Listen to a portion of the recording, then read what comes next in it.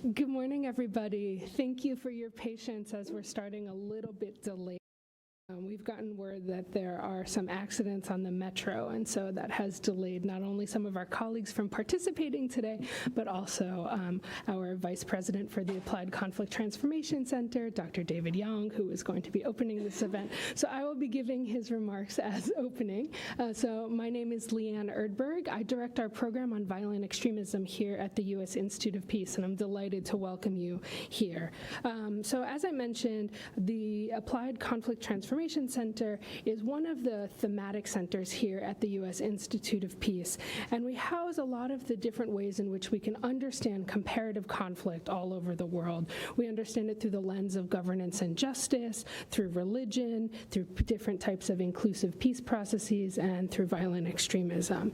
And so I'd like to welcome you here with that in mind to the launch of the 2019 Global Terrorism Index, or GTI for short. This is the 7th edition of this annual report that's produced by the Institute for Economics and Peace, and this is the 6th annual event that the U.S. Institute of Peace has been glad to partner with IEP on launching for a Washington event. We are proud to continue our relationship with IEP, and you can follow all of our organizations online at USIP, at Econ and Peace, and today's hashtag of Global Terrorism Index. Quickly, for those who are new to USIP, we were founded by the Congress in 1984 as an independent, nonpartisan national institute that's dedicated to reducing violent conflicts internationally that pose a threat to U.S. national security. We do this directly in the field, working in conflict zones around the world, and also by providing people and organizations and governments with the tools and knowledge and training and know-how to how to manage conflict, resolve conflict, so it doesn't become violent, and resolve it when it does. And as many of you know, many of you who are familiar faces here in the audience to USIP, one of the most pervasive challenges that we face today is the rise, spread, and evolution of violent extremism and terrorism, especially as it interacts with existing conflicts and creates new ones and further damages already fragile context. You'll hear a lot about that in today's presentations, and we'll hear from the GTI authors, not only about the trends in terrorism, but some of the stories that are not necessarily straightforward. So while you will hear some things about the progress that has been made to counter violent extremism and terrorism, you're also going to hear about new threats that have been emerging and different countries that have been suffering from attacks.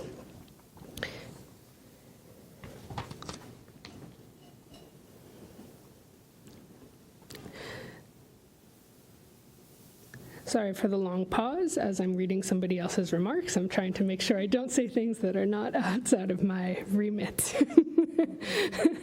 So one of the things that we've realized in the study of violent extremism and conflict is that it's not always clear to see how violent extremism manifests in fragile states and how to mitigate those conditions that are conducive to the threat of violent extremism.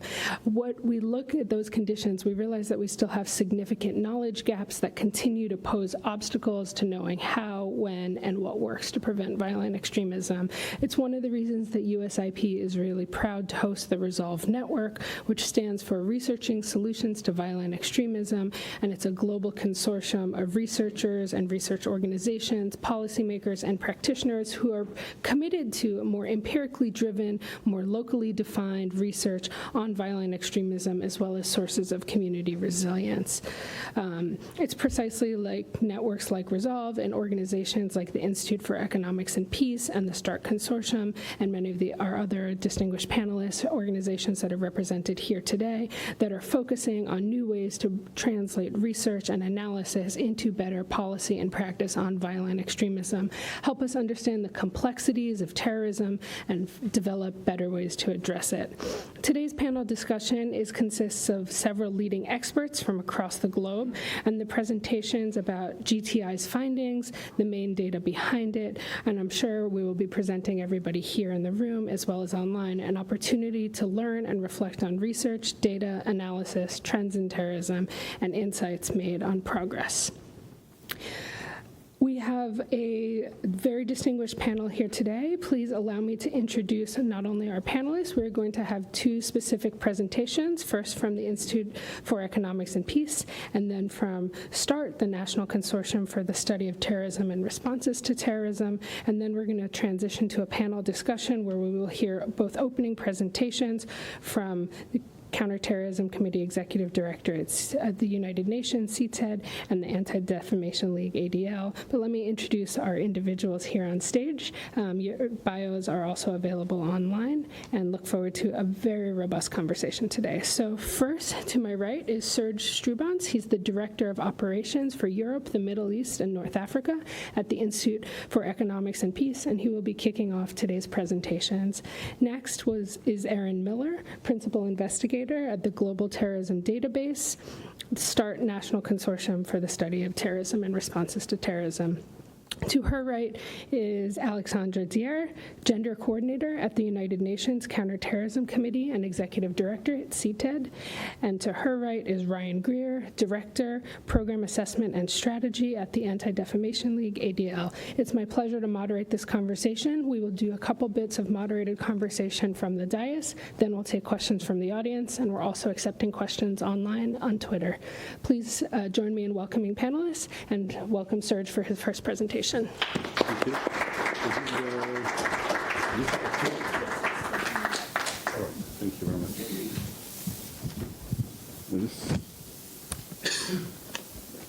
Should I? Oh, is this working? Hi, good morning to everybody. It's really a pleasure. Oh, there we are. It's really a pleasure to be here today, and thank you to USIP to host us for the sixth time.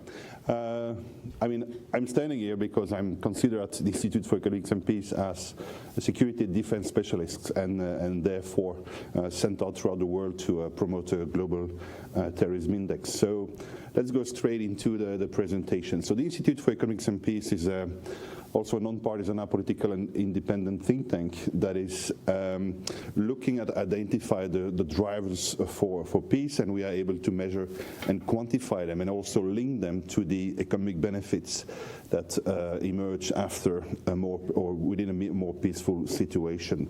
So next to the Global Terrorism Index, we produce more publications. Our flagship is still the Global Peace Index, launched every year in June. We also have a national index in Mexico. We do some research on the SDGs and the implementation and the SDGs, trying to measure the effectiveness of measures taken in the framework of the SDGs. And of course, we developed the concept of positive peace that is aiming at creating peace, and I would say making sure that countries investing in peace could get to the more economic, social, and governance positive returns of their investments. So what is the Global Terrorism Index? So it's published for the 7th year. We rank 160 countries, so the remaining 30 countries that you won't find on the index are too small in geographical size or size of the population to be integrated in an index. We measure the relative impact of terrorism. We do it ourselves, and it's overseen by a panel of experts. And terrorism is one of the 23 indicators we use to produce the Global Peace Index annually. In this Global Peace Index, we have 3 families of indicators. So we measure the implication in domestic and international conflict. We look at the levels of societal and safety and security. And a 3rd family is looking at militarization or levels of militarization, and terrorism is in the 2nd family. This is the methodology. So we are dealing with soft sciences or social or political sciences. So there is no consensus, global consensus on the definition of terrorism, and therefore to be able to collect data and afterwards process them into an index, you need to start from a definition. And definition we use, of course, in collaboration with START, that is putting together the Global Terrorism Database, is the use of illegal force and violence by a non-state actor to attain a political, economic, religious, or social goal through fear, coercion, or intimidation. So we are using the Global Terrorism Database, press this through the filter of 4 indicators. So we look at the amount of incidents, people killed, people injured, and property damaged, and we also give a certain weight to each of those indicators. We understand that terrorism is a specific form of violence that is more persistent than others, because you all, of course, have this psychological effect that is linked to the use of terrorism. Therefore, over a period of 5 years, we keep half of the previous impact into the calculation of the ranking for each of the countries. I would say as IEP, we do a statistical job. We also add some socioeconomic indicators, and this allows us to create the Global Terrorism Index every year. So let's have a look at the results first. This is a map, an interactive map that you will find back on our website, visionofhumanity.org. You're able to click on each country you see on the map, and you will get direct access to all data and for each indicators per country. This map also shows you the concentration of, I would say, the phenomenon of terrorism, or the impact of terrorism in the world. And the countries in green, only 26, are countries that did not face a terrorist attack in the past 5 years. So this is the top 10 of the index, so you will find back those countries, I would say, that are common in this type of indexes. Countries involved in an internal conflict or violent conflict, and countries involved in political transformation are linked to the use of violence. What is really important on this one is the fact that Afghanistan is number 1 this year. This is the first time since 2003 that Iraq is not at the top of the index. So you clearly see a shift there where Afghanistan is becoming more and more impacted by terrorism, and where Iraq and Syria and other countries, because, or I would say thanks to international intervention in those regions, are less impacted today by terrorism as they were in the past.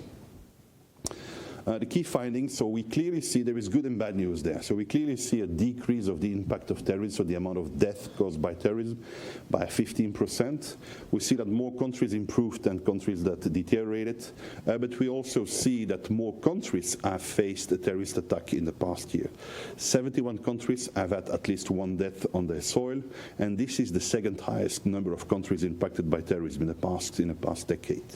So you clearly see that terrorist activities, so terrorist groups, are less effective in creating casualties, therefore are also very effective in creating this sentiment of vulnerability and fear within societies. And the phenomenon, or I would say this evil form of violence, is also spreading to more countries. So that's really disturbing when you see this. So it's less effective, but still the phenomenon or the concept of terrorism is still very, very present in our societies worldwide. I said only 26 countries did not have a terrorist attack in the past 5 years. And for Europe, for example, that is still the most peaceful region of the world, we had a decrease again by 70% last year, with 62 persons killed, but Turkey is within the group of European countries in the index, and Turkey amounted for 40 casualties last year.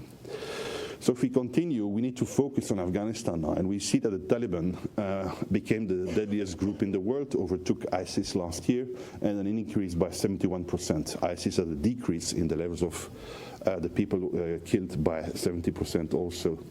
Taliban amounts for 38% of all people killed by terrorism in 2019, and if you would add the other group active in Afghanistan, the Khorasan chapter of the Islamic State, together they amount for 46, so almost 50% of all people killed by terrorism last year fell in Afghanistan. I think that's an amazing evolution to see the Islamic State, that was really the leading organization in the past years, but active in many countries, and now seeing the Taliban and another local actor, this chapter of ISIS, being active in only one country and creating casualties in only Afghanistan. The other countries in the top 5 are Iraq, Nigeria, and Syria and Pakistan. Only Nigeria increased in the number of casualties last year. The 3 other countries decreased the number of casualties last year. And this is directly linked to the, let's say, military action or security and intelligence service actions in those countries. What we also noticed in this year's GTI is the continued increase of the phenomenon of far-right terrorism. In the past 5 years, we have seen an increase by 320% of this phenomenon. So the amount of people getting killed and the amount of incidents in the past 5 years. Last year we had 26 people who died from this far-right terrorism.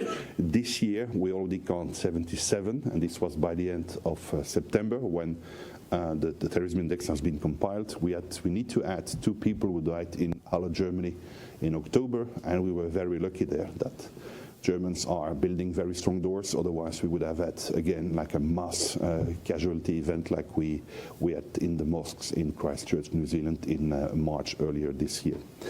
So we clearly see a continued evolution, and I would say when you see those figures, you can only see what the trend will be for the next global terrorism index.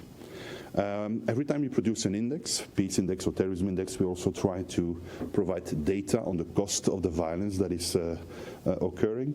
33 billion last year for the impact of terrorism, the economic impact of terrorism, and you see a clear distribution over the countries most affected, and also which type of loss created this economic impact. You can focus on 33 billion and think that it's a very large amount of money, but please put this in perspective with the overall cost of violence that we measure at IEP, and it is estimated to 14.1 trillion on an annual basis, and this is consistent over the past years. So let's open the time window and look at some trends in terrorism. So this is a very interesting slide because you can give a lot of different interpretations to this slide. So you can look at this and try to imagine this being the 4th wave of terrorism that we have been facing in the past. And of course you can look at the change in influx in the graph and try to identify the acts of foreign policy that could be linked to this influx of the impact of terrorism. What I think is very interesting is to look at the peak we had in 2014, and then of course the action by the international community, military action by the international community, and enhanced effectiveness of security and intelligence forces that led to this steep decrease of the impact of terrorism in the past 5 years. So the question we should ask ourselves is are we close to tackling the problem, or is this just another subwave in a larger wave, and are we going to create another window of opportunity, or are we going to see other groups, other forms of terrorism arise in the coming years? This is a classification of the 4 most deadliest groups in the world. So this is reinforcing the point I just made about the efforts by the international community tackling Boko Haram, where you saw a coordinated effect of a national security force in northeast Nigeria, combined with the activities of a multinational joint task force in the surrounding countries, making sure that Boko Haram could not get resources, human resources, material resources, and financial resources in neighboring countries. And of course, the international coalition against Daesh in Syria and Iraq. Therefore, it's even more disturbing to see this constant and almost steep increase of the impact of the Taliban and the Khorasan chapter of ISIL in Afghanistan. When we look at the regions, we clearly see that three regions are most impacted. And this is, I would say, in line with the presentation we gave last year, where we identified the regions to which foreign terrorist fighters, but also ISIL fighters would migrate to after the crush or the Battle of Mosul in 2016 and the crush we saw in 2017. So we clearly identified, of course, the MENA region is still impacted and has been most impacted with almost 100,000 people killed in the past decade. But you clearly see a redistribution to South Asia in conflicts like Pakistan and Afghanistan, maybe moving more to the south to the Philippines, to Indonesia and other countries in the region, but also a redistribution to sub-Saharan Africa. And you clearly saw that, I'm coming from Europe and everybody was afraid there to see all those foreign terrorist fighters or ISIL fighters migrate to Europe. But from a, I would say, strategic point of view, it makes no sense. You will never send your troops against the strongest enemy, or the enemy that has the best intelligence and security capacities, or the most efficient ones. So the tactics of those terrorist groups is to find places or locations in the world where there is already a violent conflict going on, where the levels of governance and the effectiveness of security and intelligence services is quite low, and they can just plug in, I would say, their techniques, tactics, and procedures into an existing conflict and really thrive on what's happening in other countries. So identifying those three zones in the world, or those three regions of the world, was, I would say, almost quite easy to do so. What is interesting to see also on this slide is really the impact terrorism has had in the West compared to other regions of the world. You already spoke about this, and we of course identified this evolution. I spoke about 320% over the past 4 to 5 years. In figures, when you look at the amount of people and the amount of incidents getting killed by far-right terrorism, this is still marginal in figures compared to the overall phenomenon of terrorism, and especially this ideologically inspired form of terrorism. But what we see is that the movement is really picking up and is becoming stronger every year and every year. So I think it's a good it's time maybe to have a closer look on this movement. And I mean, coming from Europe myself, but this is I would say a phenomenon that is going on in more Western countries. So when we talk about far-right terrorism, we basically talk about 19 countries in Northern America, Western Europe, and Oceania that are really hit by this type of terrorism. And those are also countries in which political movements, far-right movements, become more and more mainstream, and where the narrative also becomes more mainstream and really accepted, I would say, in daily debates. What we also see is a difference between far-left movements and far-right movements. We will see much more activity from far-left movements, and this is the red line on the graph. So, especially in the 70s, 80s, and 90s. So those movements were much more prolific in the amount of attacks, but we see that far-right terrorism was much more effective, creating peaks of attacks that were very, very effective, killing a lot of people when occurring. And the targets used by both movements are also completely different, and of course, so are the motivations of those groups. When we look at the ideologies, this is a slide, it's a very interesting slide because this is showing you the impact today and the impact in the 70s, 80s, and 90s. And I was already there, born in 1969. I will turn 50 in about 3 weeks, but I'm not, I would say, I'm not mentally affected by it, I just accept it. So I was there, and I was just, we had a discussion just before coming in and doing our presentation, and I was talking about, facing this in the news every day. When I was when I was a teenager, some bombs went off, I would say, at the base of my building by communist combatant cells in the 1980s. So I grew up with this idea of having terrorism around me every day also. So I was not really surprised, and I was not really appalled when it came back in the past decade. But you see a clear difference between the impact in the last decade and the impact we had by previous waves and previous movements.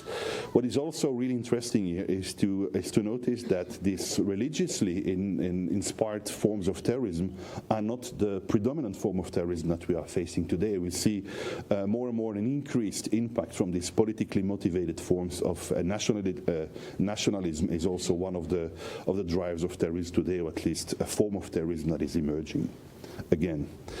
What we also see is that far-right movements or far-right terrorism just thrive on the strength of the narrative. So the narrative is strong enough just to motivate people to start using violence to, I would say, apply the principles of the narrative. So you do not see these large, I would say, almost regional or global organizations that are going to actively recruit, actively, I would say, instruct and train people and create a terrorist that is going to commit an attack. So the patterns that we saw for Al-Qaeda and the Islamic State, for example, are not really patterns that we find back at the moment in this far-right terrorist movement. We also saw, and I just I would throw it in the group, so to speak, that more and more mass shootings in the past 40 years have been identified as being a terrorist attack. So we classify more and more of mass shootings, and I guess I would say I'm in the country where this is most applicable, although it's applicable also to other countries in the world and other regions of the world. We saw that more and more mass shootings or those mass events received the tag terrorist attack. What we clearly see in the evolution of the past years, we clearly see that security services would really tag violent attacks as terrorist attacks first, to make sure that they get all the necessary or more legal tools to investigate. Regularly, you see that this tag is taking off afterwards and is downgraded to, I would say, regular violent activity or violent crime. So different inspirations and different movements there that is leading to the acceptance or the identification of mass shootings as being terrorist attacks. We also clearly see a clear connection between violent conflict and terrorism.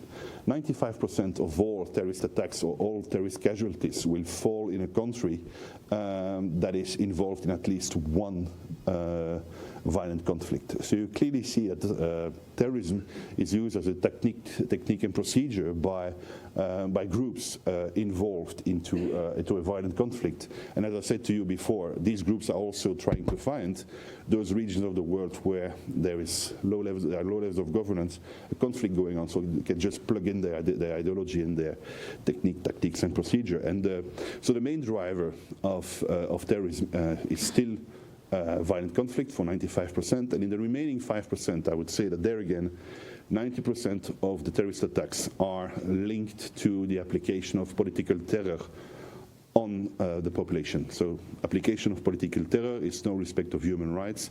This is the second main driver of terrorism, which leads almost to the conclusion that when we are looking at the West, for example, where we are not directly having a conflict on our national soil, and where I still expect that we are not applying political terror to a population, we're basically talking about the last percent of this phenomenon called terrorism and the impact of terrorism. The more intense the conflict, the more terrorism will be used and the more casualties will fall. I mean, it's almost straightforward to think about this, but figures are clearly showing this over the past almost 50 years. The targets are also completely different. So if you are active in a conflict, you will see that your targets will be almost, I would say, the regular conflict targets. So you will target more police, military, representative of the state or the power of the state, but also your other terrorist groups and non-state militia, non-state actors that basically would be in competition with you in the conflict that is going on. And the more you shift to non-conflict impacted societies, the more I would say the targets become softer, and you will target businesses, journalists and media, and tourists also. The last point I would like to make today is the enhanced connection between gender and terrorism. So what the figures have shown is that we have been facing peaks of, I would say, female perpetrators of terrorist acts. The last peak that is shown on the slide is heavily inspired or influenced by Boko Haram, who started to identify and not only Boko Haram, other groups also started to realize that females were not really at the center of the attention of security and intelligence services, and therefore would not be the primary target for those services. So you would, using females, and in the case of Boko Haram, of course, I guess you all instructed in what happened in those terrorist tactics in the past years. You clearly see like small girls receiving almost as a gift a new rucksack sent into a marketplace, and remotely the device would just explode remotely, and not the girl herself would ignite it. I mean, from my experience in my own experience in Afghanistan, we clearly saw there also the use of burqas. This large clothing where you could not identify if it's a male or a female underneath the burqa, and you also had difficulties to identify the bomb the bomb vest by doing so. So we see there a clear evolution also, but I would say this is more linked to those terrorist groups always trying to have this advantage compared to security and intelligence forces, and always trying to find the weakest place, or the weakest link within the security and intelligence forces, and always keeping this element of surprise when I would say targeting us. We also see that the targets used, or the targets chosen by female perpetrators are different from those by male perpetrators. And female perpetrators would target much more these softer targets like marketplaces, IDP or refugee camps, I would say gathering of people, rather than where you see that the male perpetrators will concentrate maybe more on other militias, so the targets that I spoke about before. So I guess that's it for my presentation. I'm looking forward to the Q&A afterwards and a panel discussion. And please welcome my last slide. It's a little bit of a propaganda slide, but do not hesitate to connect with us. As said, all the research and all the data are available online. And the report, the GTI, is available online also. And please do not hesitate to also check out this interactive map and the other research that we are producing at IAP. So thank you very much. Thank you so much, Serge, for such a data-rich presentation. It's now my pleasure to introduce Erin Miller, who's going to present a bit more on the Global Terrorism Database.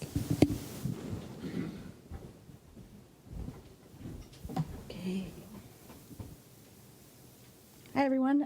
Thank you very much to IEP and USIP for hosting me. I'm very glad to participate again. I've done this a few times, and it's always a good opportunity to talk to people about the data we collect. So my task today is to give some background on how the Global Terrorism Database is collected. I manage the Global Terrorism Database collection process at the University of Maryland. I've worked on the GTD for about 15 years now. And so I'm going to give just an overview of how we collect the data, and hopefully there'll be some interesting questions about the details and the implications of that for what the results are in the analysis. Is there a trick?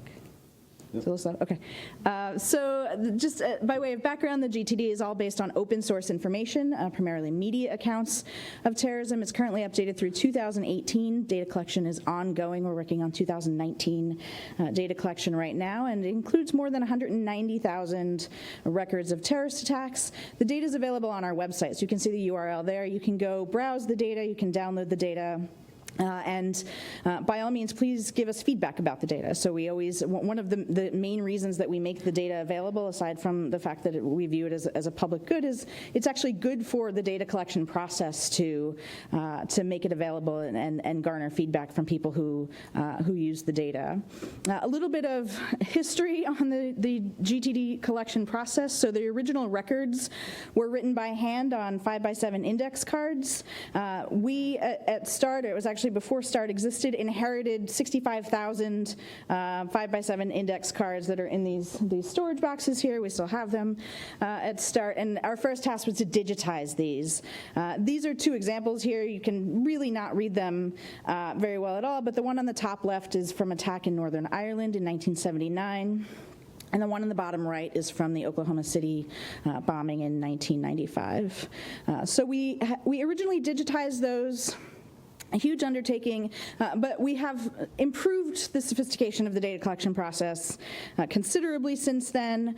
We combine artificial intelligence and human intelligence. We try and leverage those to do what each of them are best at, to make sure that we're improving the efficiency of the data collection process and maximizing the efficiency of the data collection process without compromising the accuracy of the data. And so our process starts with about 2 million news articles a day that we have subscription access to that are published from thousands of sources around the world.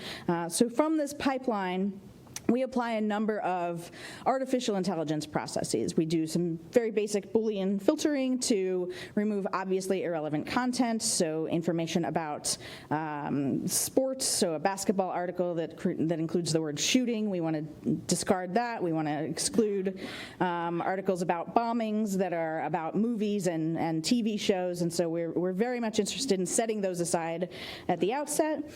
We use natural language processing for two reasons. One is to help remove duplicate articles, so anytime something happens, the same article might be republished over and over and over again, so we want to remove those duplicates. And we also use NLP to cluster articles together based on their topic similarity, so that when these articles, this content gets to humans, the articles are organized in a way that makes sense, right? They're topically similar. You're not reading an article about Pittsburgh and then an article about Mosul right after each other, but there's some general consistency to how they're ordered. And then the last part of the artificial intelligence processes before we get to the humans is a machine learning model. So we've been training a machine learning model. We started this in 2012 to just do a basic two-part classification. It's like your spam filter. Your spam filter is trying to decide, is this spam or is this not spam? We use a two-part classification for, is this relevant to terrorism? Does this have information about a terrorist attack or does it not? And we run that filter to try and narrow down the pool of articles that our humans then will process through and read. That gets down to, so we start with 2 million. The team reads through a process we call triaging, about 10,000 articles a month. We've got a team of fantastic researchers at the University of Maryland. They go through and they're the ones who apply the inclusion criteria, who consider the definition of terrorism, who consider what constitutes a single unique event and a single record and instantiates that record into the database. And then we work with teams of students who fill in all of the details about what happens, as much information as possible about the location of the attack, the target of the attack, the perpetrators of the attack, the weapons and tactics that were involved, and the casualties and consequences of each attack. And they'll record as much detail as possible in our structured data format. And so all of that is documented in our Global Terrorism Database Codebook, which you can download from our website as well, so that it's very transparent how we're defining terrorism, how we're defining all of the individual variables, and so on and so forth. This is just as a side note, I like to drive home to emphasize the importance of how seriously we take the balance between artificial intelligence and human intelligence. And I say that because we do not use automated event extraction from news sources. There are some data collection efforts that use automated event extraction from news sources. This is a table from one of those. This is not Global Terrorism Database data. When you do that, when you use machines to extract events from news sources, you can do really amazing things like make a list of the 15 most frequently assassinated people. This is problematic, obviously, for more than one reason. First, you can only be assassinated one time, and also only 2 of these people are dead. So the concern that we have as we're continually trying to improve our data collection processes, improve the efficiency, improve the speed, is that if we over-rely on artificial intelligence, you end up with sort of some nonsense data. There's another, from that same data set, we learned that between January and February 2015, there were 252 suicide bombings in the United States. Obviously, that's not true. Okay, so this is our definition of terrorism. You've already heard it. Acts by non-state actors involving the threatened or actual use of illegal force or violence to attain a political, economic, religious, or social goal through fear, coercion, or intimidation. We break this down into a series of inclusion criteria that are in our code book, and we assess every individual case based on these inclusion criteria, whether the inclusion criteria are met and they're included in the database. Our goal is not to solve the problem of defining terrorism. We have accepted that we are not going to solve the problem of defining terrorism. Our goal is to have a decent definition of terrorism, but also provide users with as much context and information and detail as possible so that they can make informed decisions about how to do their own analysis. And so if you have certain expectations that terrorist attacks cannot target combatant targets, that an attack on a combatant target is inherently not a terrorist attack, you will have the information that you need to exclude those from your analysis of terrorism, for example. I'll get into a little bit more detail about the inclusion and exclusion decisions in a moment. This is just the world map of terrorism in 2018. Actually, I think I had a couple more slides. So to the question of inclusion, let me go back. So the question of inclusion decisions, we take into consideration all of the attributes of a terrorist attack, whether or not it was politically motivated, whether or not it was intended to broadcast a message to an audience beyond the immediate victims, and whether or not it was a target against combatant targets or non-combatant targets. We also take into consideration things like, was it intentional? So we don't include things like accidental explosions that took place when someone was preparing an explosive device or something like that. We don't include cases that are personally motivated, right? We don't include cases in which the perpetrators are state actors. And you can imagine a lot of scenarios where it's difficult to know some of these things, right? There's limited information and sometimes even conflicting information on whether or not these inclusion criteria are satisfied. And we build that into the data collection process as well. Again, we're not trying to create clarity where there is none. We just try and keep people informed about the attributes of each attack. And so we have a measure in the database that's called doubt terrorism proper. If you've used the GTD, you might be familiar with the doubt terrorism proper designation, which basically we use to signal that there are conflicting reports about what happened in this attack and why the attack took place and who was responsible for it. We have standards in terms of the source validity, the validity of the original underlying sources that we will take into consideration in terms of how we evaluate the details of each attack. The conflicting information about casualties, for example, is often something that we grapple with.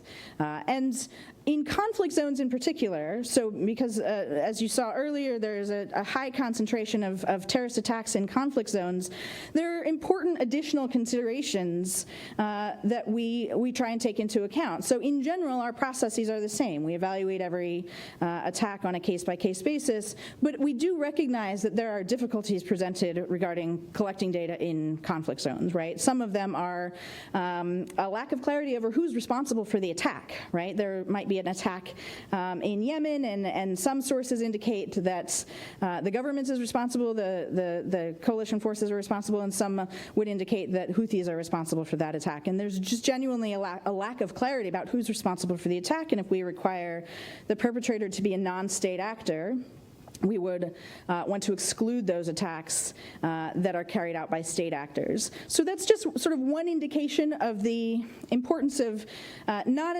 sort of assessing the GTD data as if it's in a vacuum, right? These attacks happen in a broader context against a backdrop of other types of violence, other types of non-state violence, other types of state violence, and I commend IAP for doing such a great job of sort of presenting the context of those events more generally beyond just the trends in terrorism. And so finally, what's next? So we are currently, the Global Terrorism Database is currently funded through the end of this year, which you will note is coming soon. But pending funding beyond that, we have some exciting plans about improving the data collection process. We are hoping to do, rather than annual updates, we're hoping to do quarterly updates and allow API access for people who want to programmatically access the database on a more regular basis. We're developing some data collection tools that involve taking text snippets and highlighting portions of the source documents to help identify what types of information and help with our natural language processing and build more machine learning models to facilitate more efficient data collection. We're working on always building out sort of different aspects of the database. And so we've done some work recently on complex coordinated terrorist attacks and identifying the attributes of complex coordinated terrorist attacks in the GTD and creating sort of auxiliary data sets that people can use to evaluate this sort of constellation of tactics and targeting strategies that contribute to a complex coordinated terrorist attack. And then one of the big things that we're excited about doing better at and improving on is movement level coding. And so we've known for a while now that individual organizations are not very long lasting as terrorist organizations, right? There are a number of axioms about how short-lived the average terrorist organization is. I think in our data, about 65% of them last less than 1 year. So on this gray bar here, those are the lifespans in gray of terrorist organizations. If you combine terrorist organizations together into broader movements, combining groups that are networked, groups that change their name, groups that undergo leadership changes, that evolve over time and sort of ebb and flow into broader networks, the actual pattern of the longevity of these perpetrators is the opposite, right? So in red, you can see the lifespan of movements is typically more than 10 years, right? And so it's a little bit misleading to focus specifically only on terrorist organizations in isolation because they have much more complex relationships than sort of meet the eye. And when you dig deep into them, you see that they actually form these movements that evolve over time. And the challenge of combating them sort of takes on a different shape.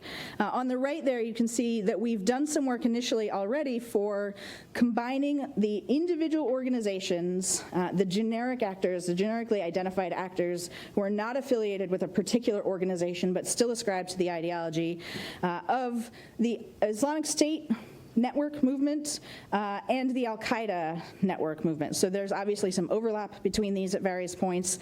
And the chart on the right shows the number of countries that have experienced attacks by any part of either the Islamic State or the Al-Qaeda movement over time. And you can see that number of countries, even though the patterns of terrorism of individual groups come and go, overall, the patterns of terrorism conducted by the movements more broadly look entirely different, right? And these organizations that sort of evolve and combine together and break apart have much more challenging sort of patterns of activity and geographic expansion. The geographic expansion, particularly how rapid it has been of the Islamic State, is something that I think we hope to give a bit more thought to going forward. So thank you very much. I appreciate the opportunity, and I look forward to any questions you have.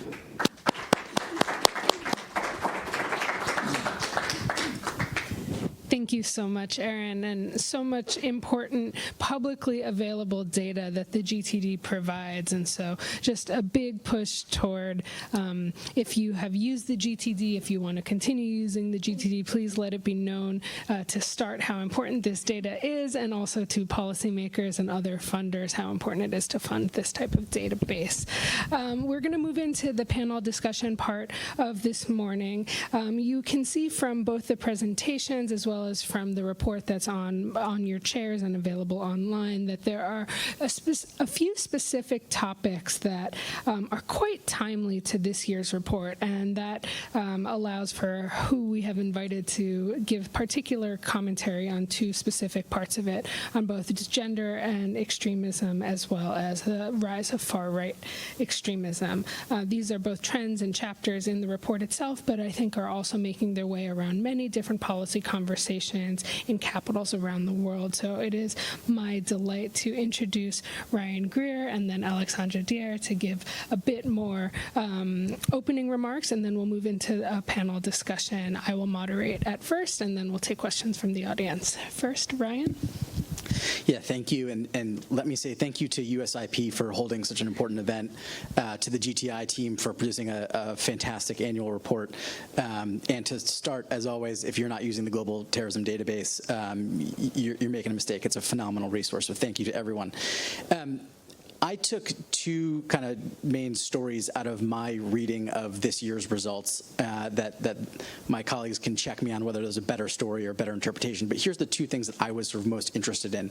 One is, if you can call it that, the good news story of Iraq.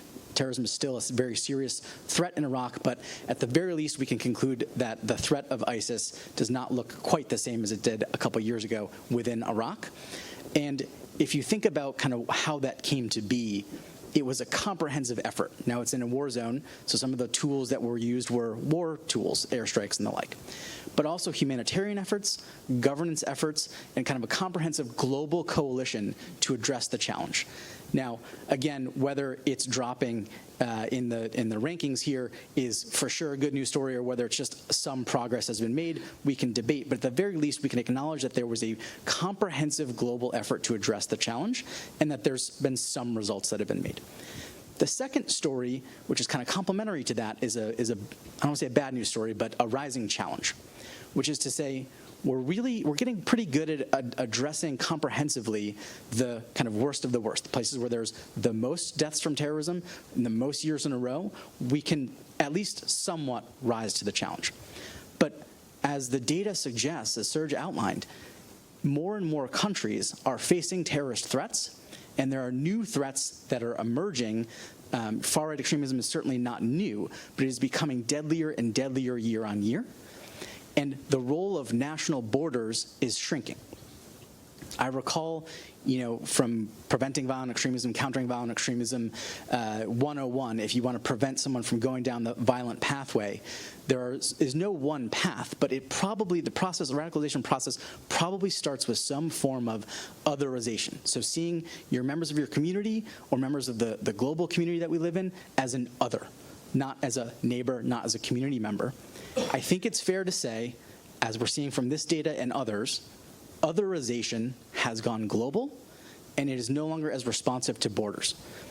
And in particular, we're also seeing this as a rise of far-right extremism, as people are otherized based on being Latino and immigrants, based on being Syrian refugees, and so on and so forth. It feeds into that grievance narrative. And we're also seeing a rise in precursor crimes, as people who believe in that same, what we call in the U.S. domestic terrorism ideology, who also believe in committing hate crimes, whether they don't rise to murder, but nonetheless they're discriminatory crimes committed against those people. Now, I work for the Anti-Defamation League, ADL. It's an anti-hate organization, and we look at extremism through a lens of a pyramid of hate. There is, unfortunately, a lot of bias. So bias is the bottom of the pyramid. If that bias is not countered, if it goes unchecked, it could become overt hate. If that hate is not checked, it could escalate to extremism and terrorism and atrocities. So we seek to counter everything along that sort of escalatory path in a comprehensive whole of society way. So again, as Serge outlined, hate crimes are up, far-right extremism is up. In the United States in particular, anti-Semitism has virtually skyrocketed in recent years. Hate crimes are increasing, and domestic terrorism is increasing. Of the 50 murders committed by extremists in the United States last year, in 2018, 49 were committed by far-right extremists, and the one that was an Islamist extremist had been a neo-Nazi who converted to Islam and killed his neo-Nazi roommate. So there's a connection to far-right extremism in all 50. And we're seeing a kind of mainstreaming of otherization, a mainstreaming of hate throughout the Western world, and we're seeing the corresponding trends in violence.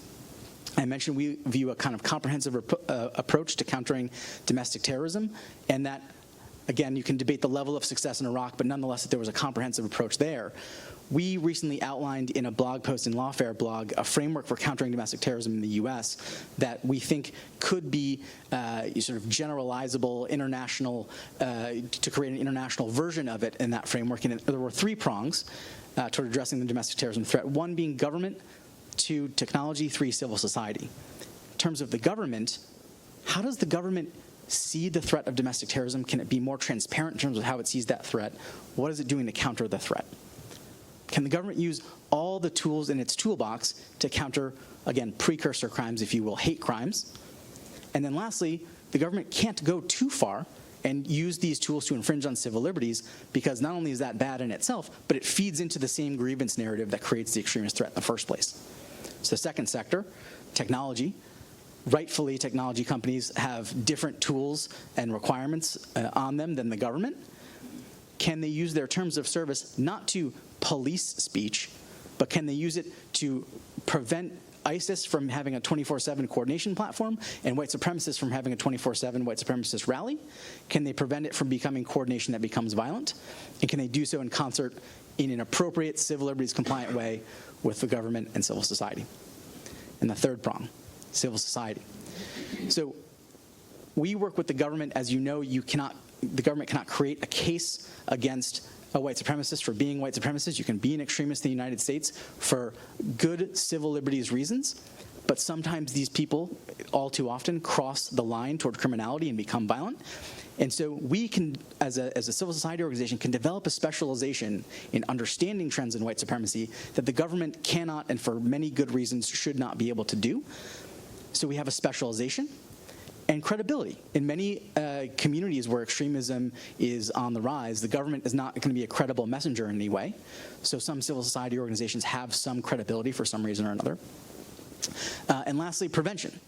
So in terms of preventing violent extremists, there are groups of former extremists who seek to pull people out of those movements. There are groups that seek to counter the message of some of these organizations, but nonetheless play some sort of valuable role that isn't the same as the government's by design, but can be complementary to it. So to us, that framework represents a comprehensive framework that we're looking at global, particularly far-right extremism, but global extremism through that lens. And we hope to see governments and other communities take on similar approaches. So let me pause there so Alexandra can take over and just reiterate my thanks to co-panelists and to USIP. Thank you very much.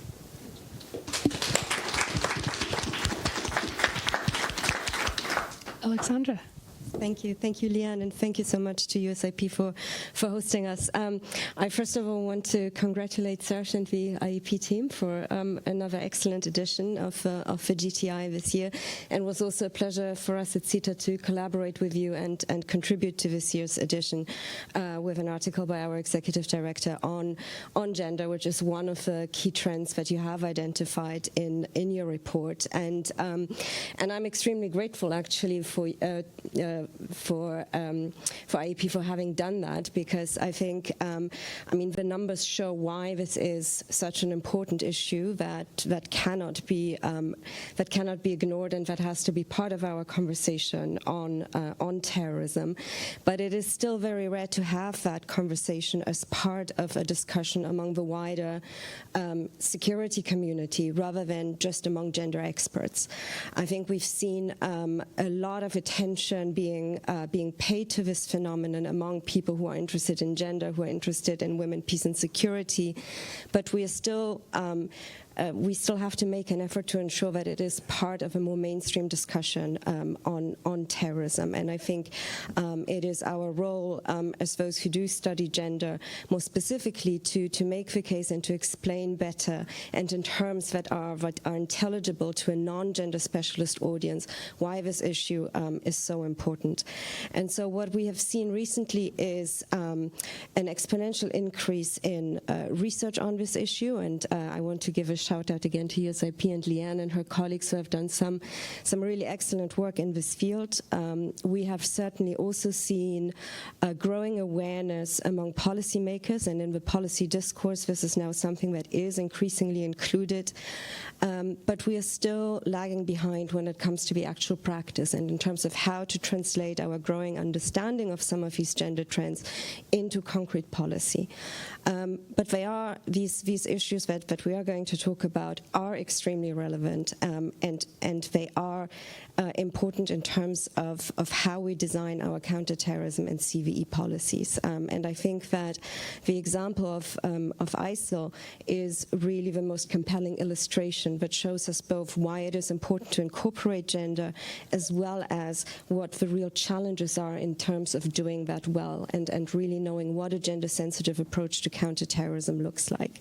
So think about the fact, and this is the figures are are included in the GTI, the huge number of women who traveled to Syria and Iraq from virtually all parts of the world. This was a development that we did not anticipate, and therefore we were also not able to prevent it effectively. We are now today looking at a situation where many of these women are trying to return, and where thousands of them are stuck in camps in northern Syria, facing a really horrific humanitarian situation, as well as a very precarious security situation. And what we're seeing in terms of government's responses to that is a massive challenge. They do not know how to address this issue, and the failure to understand some of these gendered factors is one of the main underlying reasons for that. The challenges lie in understanding the very complex motivations that underlie women's participation in ISIL, the fact that we don't know why so many of them traveled voluntarily.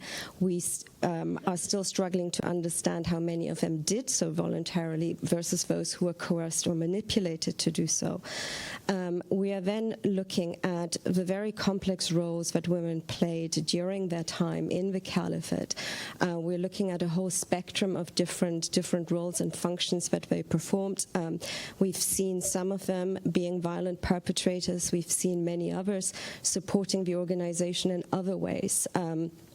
As in the online space, promoting ISIL propaganda, recruiting others to join. We've seen an important role that women played as sort of the backbone of ISIL's state-building project, as mothers giving birth to the next generation of ISIL fighters. And we've seen many women, of course, being victims of ISIL in that context. And so understanding these roles and understanding also often the very blurred boundaries between those different roles is a challenge, and understanding in that context the degree of individual agency that these women have had, and therefore the degree of their criminal responsibility, is something that is extremely challenging, and that translates directly into difficulties when it then comes to developing risk assessment processes for these women that would allow us to judge, when making decisions about repatriations, for example, to assess the risk that these women might potentially pose. It is a challenge when it comes to the investigations and prosecutions of these women, determining criminal culpability, being able to collect admissible and sufficient evidence, looking at crimes that are not necessarily violent crimes, and so the level to which they are criminalized in different national jurisdictions varies. And then in terms of rehabilitation and reintegration, again, still a lack of understanding of good practices and what the best approaches are to specifically dealing with the rehabilitation and reintegration of women. So all of these are very concrete examples that show that really the failure to develop more gender-sensitive approaches and to build up our knowledge on these issues has led to a massive challenge for governments in the current context. And so I think this is really a perfect illustration for both why we need to be paying more attention to gender, and also why we still have a lot more work to do when it comes to developing guidance and good practices when it comes to developing gender-sensitive approaches. And that is certainly something that at the United Nations and my office CTAD specifically, we continue to work on and see it as one of our priorities going forward.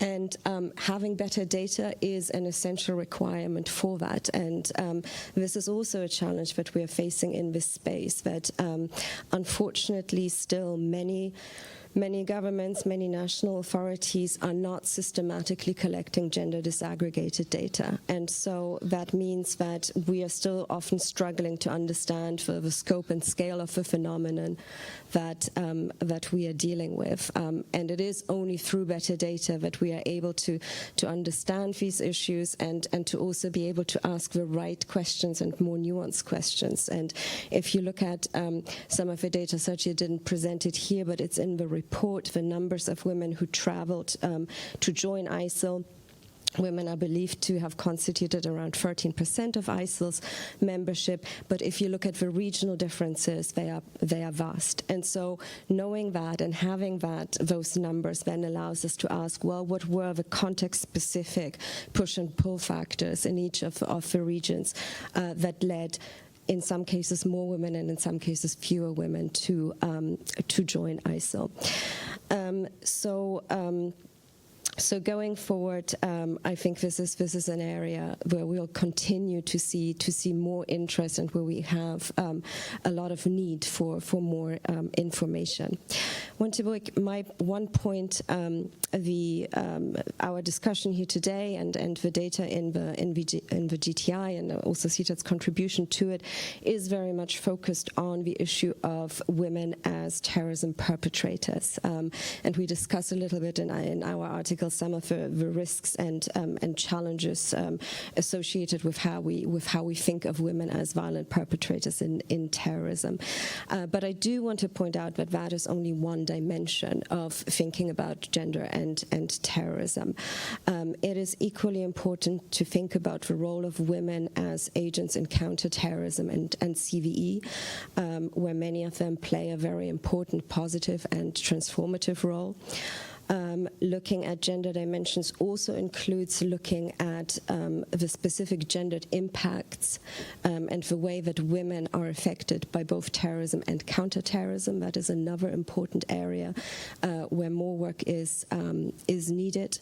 And finally, if we're talking about gender, then we're also not just talking about women.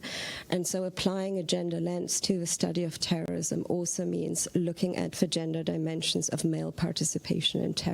And so whether that is looking at how terrorism relates to gendered power structures, how terrorists use and exploit notions of masculinity, and also how we can use and promote positive notions of masculinity in our counterterrorism and CVE responses. So I just